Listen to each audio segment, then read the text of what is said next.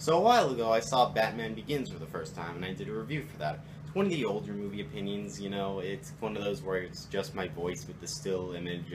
You know, I didn't really have the courage to show my face on camera at that point. But, you know, now that I've seen The Dark Knight, and I can give you an opinion of that with my face right here.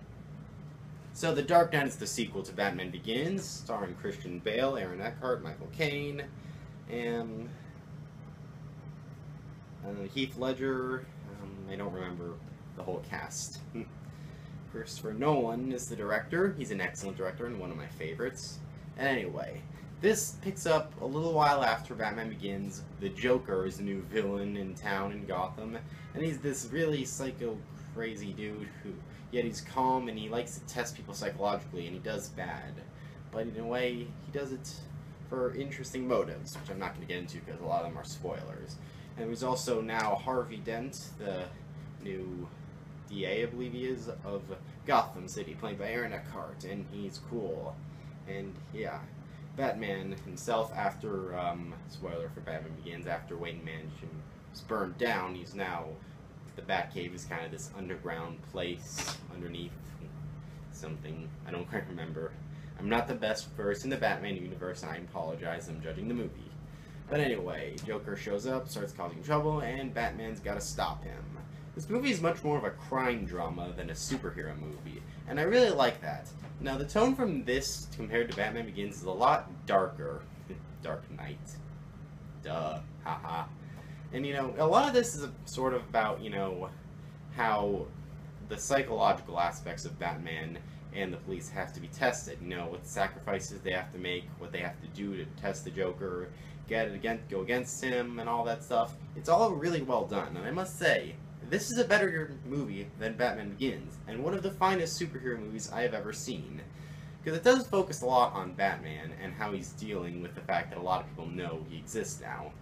You know, we've got the bat symbol out there, and they use it, and Batman's kind of like this legend in Gotham, and like whenever criminals see the bat symbol up in the sky, they're like, you know what, I'm not gonna mug you, I'm just gonna go now so the Batman doesn't kick my butt. Yeah. And I still gotta say, the acting is pretty awesome. Christian Bale is pretty much the perfect Batman in my eyes. Like, he is Batman.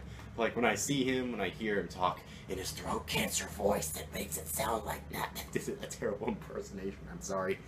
It really feels like he's Batman, and he really does a good job with that. In other stuff that we've got Aaron Eckhart in one of his best roles. He did a great job as Harvey Dent. And, you know, what happens to his character later on is really interesting, and what comes out of that character is really cool, and I really like what they did with that. And, of course, Heath Ledger is the Joker. He's great. Like, I much prefer the Joker in this kind of personality compared to, like, the old Joker in the old TV show. You know, I don't really think the Joker should be this crazy over the top. Batman. You know, I'd much prefer him being like this psychologically testing dude who's just so calm and uses knives because guns are too quick. I don't know where that was, or where that came from. But, you know, the way they handled the characters was really good, and I have to say, that's really good. This movie kept me entertained. I'll admit, the first half hour was kind of boring a little bit, but the last, like, hour of the movie totally made up for it. Like, I was on the edge of my seats in the last hour of the movie. Like, was wondering, oh man, what's gonna happen? Who's gonna die? What's gonna happen?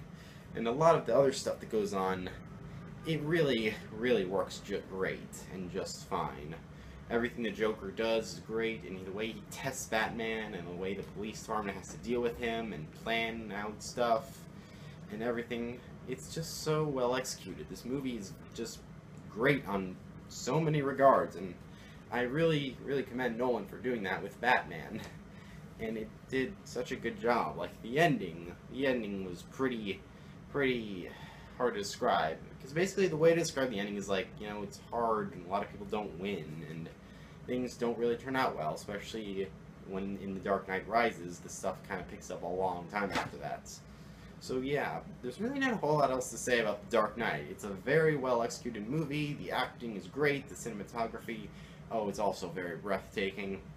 All the characters and stuff, And the crime drama aspect where they're investigating the Joker, looking into everything he's doing, trying to stop him, it's all really cool.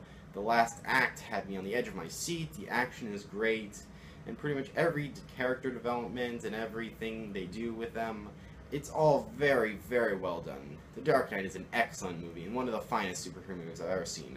I don't know if I prefer it over something like the Avengers, because part of me kind of prefers like pure action style stuff, but even then I can appreciate really dark, heavy stuff like this. And I still need to think about it a little more which type I prefer, but for now I kind of like the former. But still, The Dark Knight is very much worth seeing if you're a Batman fan, or if you're not a Batman fan, you're a fan of crime movies or whatnot. It's excellent, and I'm going to give this movie a 95%. 95. Very well done movie. Excellently made, and you should definitely see it if you haven't already. So, thank you very much for watching this movie opinion, and if you like this, why don't you subscribe and comment and share in places. Shameless self-advertising, wow. And yeah, I'll see you next time on this show. I probably already said that, I don't care. Adios, home slices. Peace out.